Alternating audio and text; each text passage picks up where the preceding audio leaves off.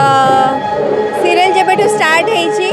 श्री राधाकांजु महोत्सव मुझे सबुथर अटेंड कर आग वर्ष भी आसती ए वर्ष भी आसी तो मत बहुत एक्साइटेड अच्छी एंड मत बहुत खुशी भी लगुच थैंक यू कमिटी मेंबर्स मानक प्रेसिडेंट को मत ये इनवाइट कर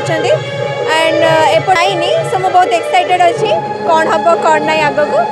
तो मुझे भावुँ निहाती लोक मानक एंटरटेन करी एंड समस्त ढेर सारा भल पाइबा आशीर्वाद दरकार बस। आज्ञा ये देखो राधाकांत जीव महोत्सव किंतु राधाकांत जीव महोत्सव द्वितीय ये प्रथम है श्री विष्णुकर स्थिति विषय यज्ञ यज्ञ यज्ञ जोगु महोत्सव यज्ञ आम 25 वर्ष है कि महोत्सव 7 वर्ष है आज हूँ राधाकांत जीव महोत्सव द्वितीय दिन गत काली प्रथम एवं आसंता काली तार पूर्णाहुति एवं राधाकांत महोत्सव शेष दिन आज बहुत कलाकार एठार आछंती आपणकर सिद्धार्थ टीवी प्रयोजित सिंदूर खेलर सबू कलाकार मैंने एठाक आछंती एवं साई सरस्वती शिशु मंदिर गोपीनाथपुर तार कलाकार मान समस्त आछंती तेणु लोक मानकर उत्साह उद्दीपन आपण देखिपे जे गाँ गहल कौन सी एंटरटेनमेंट कौन स्त्री लोक बाहर जाए किसी देखिपारे से प्रति वर्ष अनै था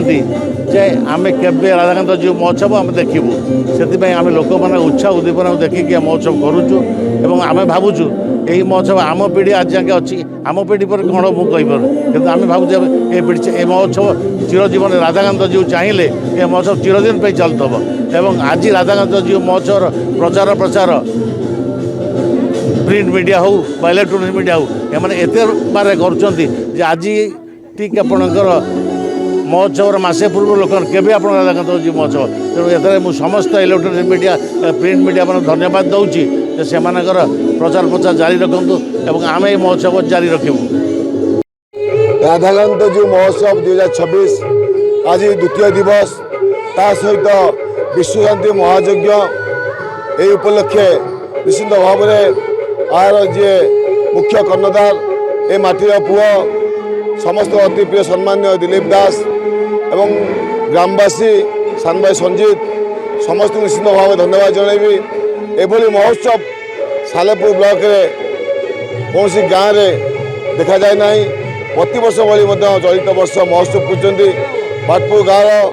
कला संस्कृति परंपरा ऐतिह्य को उज्जीवित करने सहित या द्वारा गाँव भाईचारा तार एकता शांति दिगरे ये सहायक हम गाँ सम्मान को द्विगुणित कर पाटपुर गाँ एक ऐतिहासिक गाँ जो गाँव भाईचारा अच्छी शांति अच्छी एकता अच्छी लक्ष्य हूँ ग्रामवासी भितर किपरि भाव में विकास को आगू नहीं ये महोत्सव माध्यम गाँ सम्मान आगू नहीं मुझे सफलता कामना करुँची महाप्रभु प्रार्थना करी कि महोत्सव आगामी दिन में आम अंचल उदाहरण सृष्टि करूँ।